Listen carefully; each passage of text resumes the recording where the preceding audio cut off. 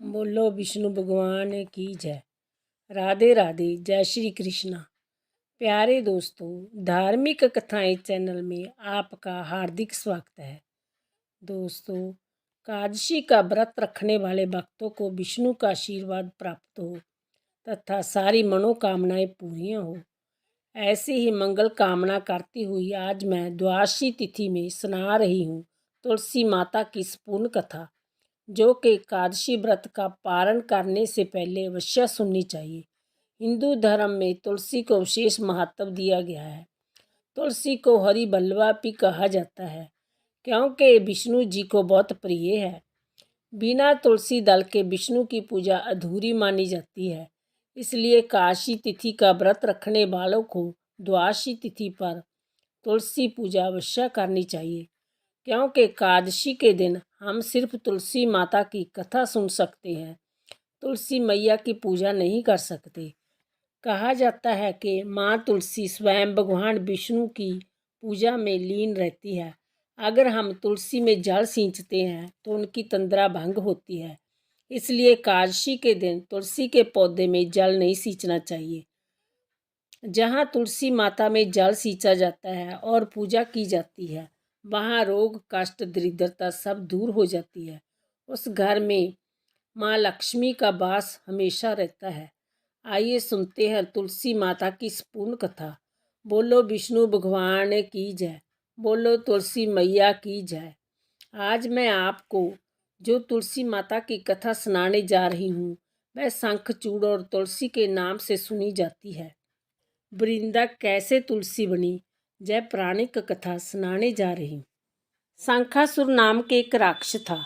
शंखासुर ने तीनों लोकों में बहुत ही उत्पात मचाया हुआ था। तब सभी देवताओं के आग्रह करने पर भगवान विष्णु ने उस राक्षस से युद्ध किया और जय युद्ध कई वर्षों तक चला। युद्ध में वह असुर मारा गया और इसके बाद भगवान विष्णु विश्राम करने चले गए। कार्तिक शुक्ल एकादशी के दिन भगवान विष्णु की निद्रा टूटी थी और सभी देवताओं ने भगवान विष्णु की पूजा की थी। शिव महापुराण के अनुसार पौराणिक समय में दैत्यों का राजा दंभ हुआ करता था। वह बहुत बड़ा विष्णु भक्त था। कई सालों तक उसने जहाँ संतान नहीं होने के कारण उसने शुक्राचार्य को अपना गुरु बनाकर उनका कृष्ण मंत्र प्राप्त किया। जय मंत्र प्राप्त करके उसने पुष्कर सरोवर में घोर तपस्या की। भगवान विष्णु उसकी तपस्या से प्रसन्न हुए और उसे संतान प्राप्ति का वरदान दे दिया।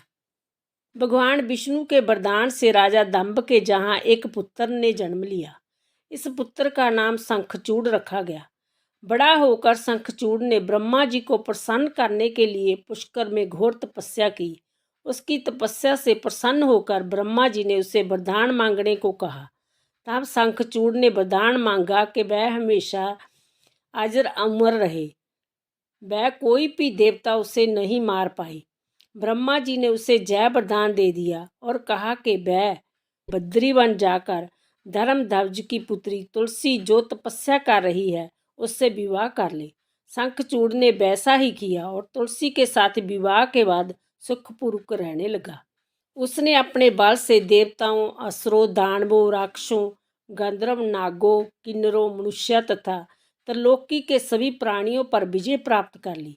वह भगवान श्री कृष्ण का परम भक्त था। शंखचूड़ के अत्याचारों से सभी देवता परेशान होकर ब्रह्मा जी के पास गए और ब्रह्मा जी उन्हें भगवान विष्णु के पास ले गए।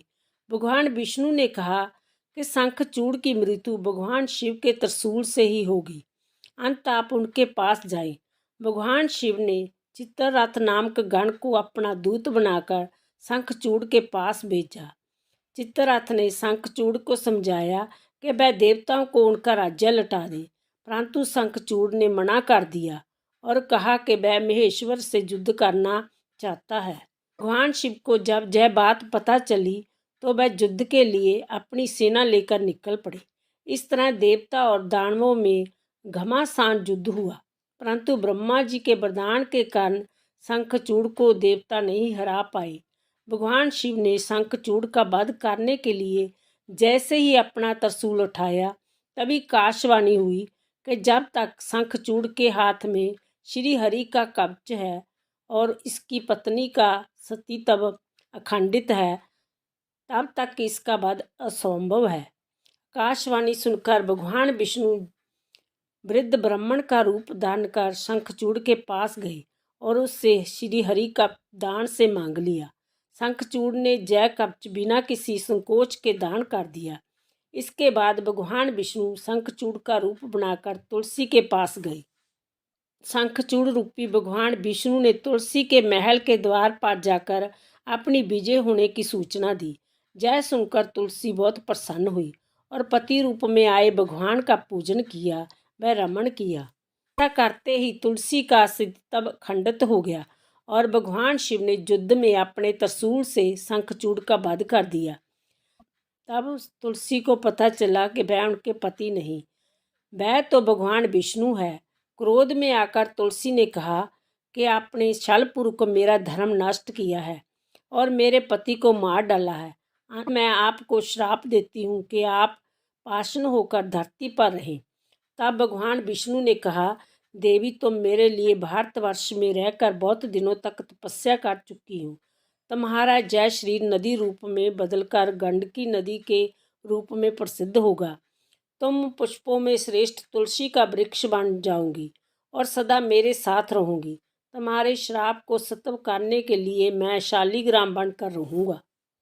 गंडकी नदी के तट पर मेरा वास होगा। देव प्रबोधनी एकादशी के दिन भगवान शालिग्राम व तुलसी का विवाह संपन्न कर मांगलिक कार्यों का आरंभ किया जाता है। हिंदू धर्म मान्यता के अनुसार इस दिन तुलसी शालिग्राम विवाह करने से पार पुण्य प्राप्त होता है। बोलो तुलसी माता की जय। श्री कृष्ण गोविंद हरे मुरारी, हे नाथ नारायण वासुदेवा। श्री कृष्ण गोविंद हरे मुरारी, हे नाथ नारायण वासुदेवा। श्री कृष्ण गोविंद हरे मुरारी, हे नाथ नारायण वासुदेवा।